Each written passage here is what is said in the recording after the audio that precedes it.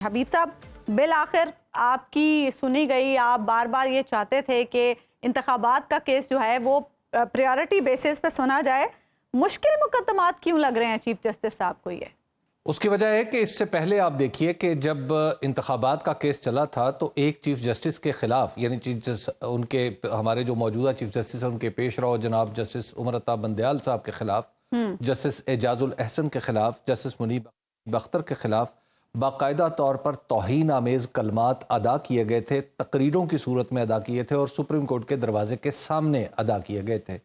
یہ وہی کیس ہے کہ انتخابات کو روکنے کے لیے پاکستان کی پوری پارلیمنٹ جو زیر نگیں آئی ہوئی تھی اس پی ڈی ایم کے گروہ سیاست کاراں کے، اس نے باقاعدہ طور پر الٹے سیدھی قراردادیں منظور کرنا شروع کر دی تھی.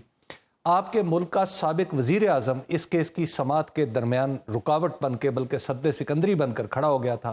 آپ کے ملک کا وزیر خزانہ، اس نے خزانے کی چابیاں کسی دریا میں پھینک کے بھول گیا تھا کہ وہاں سے الیکشن کے لیے، یعنی ان پاکستان میں رہنے والے 25 کروڑ انسانوں کے بنیادی حق اور حق رائے دہی جس کے اوپر دستور کی عمارت استوار ہے، اس عمارت کو گرانے کے لیے آپ نے، اس عمارت کی مرمت کے لیے آپ کے پاس، آپ کے خزانے دار نے کہا تھا کہ آپ کے پاس پیسے نہیں ہیں. اس کے علاوہ بے شمار ایسی قوتیں بروئے کار آ گئی تھیں کہ جن کو دیکھ کے لگتا تھا، جو نظر تو نہیں آتی تھی لیکن ان کے وجود کا احساس ہوتا تھا کہ وہ بھی الیکشن نہیں چاہتی. تو اتنا یہ کوئی آسان کیس نہیں ہے. لیکن اس وقت تو چلے حبیب صاحب، پی ڈی ایم کی حکومت تھی، اب تو نگران حکومت ہے.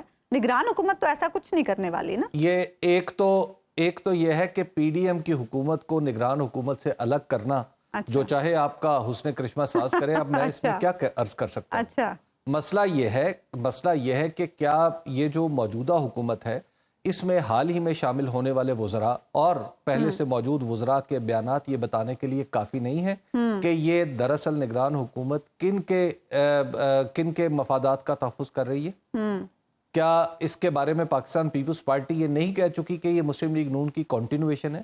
کیا پنجاب کی حکومت نے پکڑ دھکڑ نہیں شروع کی کہ نواز شریف صاحب کا جلسہ جو ہے وہ خیر خیریت سے گزرے اور ان کے جو مخالف پولیٹیکل پارٹی ہے پاکستان تحریک انصاف کے کارکنوں کے گھروں پہ چھاپے نہیں پڑے؟ تو ایک تو آپ نے اس حکومت کے بارے میں جو کچھ فرمایا ہے سر آنکھوں پہ، اللہ کرے یہ ایسے ہی ہو، میں نے جو کچھ کہا ہے یہ ساری بدگمانیاں ہوں، لیکن ابھی تک اس بدگمانی کو غلط ثابت کرنے کا کوئی اقدام میرے سامنے تو نہیں آیا. تو لہٰذا ایک ماحول جو ہے، اس وجہ سے اگر جسٹس قاضی فائز عیسیٰ اس کو مشکل فیصلہ کہہ رہے ہیں، یعنی یہ مشکل کیس کہہ رہے ہیں، تو یہ واقعی مشکل کیس ہے. اس کے بعد اس میں ایک اور دوسری مشکل بھی ہے. وہ مشکل خود جناب جسٹس قاضی فائز عیسیٰ کے حوالے سے ہے، کیونکہ یہ جو الیکشن کا فیصلہ ہے اور ملٹری کورٹس کے ٹرائل کا فیصلہ ہے، ان دونوں میں پاکستان تحریک انصاف کا ایک کردار ہے. اور پاکستان تحریک انصاف کے جب وزیر اعظم تھے جناب عمران خان صاحب، تو ان کے حوالے سے ایک کیس تھا اور اس کیس میں جسٹس گلزار نے باقاعدہ طور پر نام لے کے ایک فیصلے میں تحریر فرمایا تھا کہ جناب جسٹس قاضی فائز عیسیٰ وزیر اعظم، یعنی اس وقت کے وزیر اعظم سے ریلیٹڈ فیصلوں سے ذرا دور رہیں. تو کیونکہ انہوں نے کچھ ایسا کام کیا تھا، اور بعد میں اگرچہ انہوں نے اپنی وضاحت بھی کی تھی، وہ بھی اس فیصلے کا حصہ ہی ہے، اور لیکن بہرحال ایک اس وقت کے بینچ نے ان کے بارے میں یہ بات کہی تھی.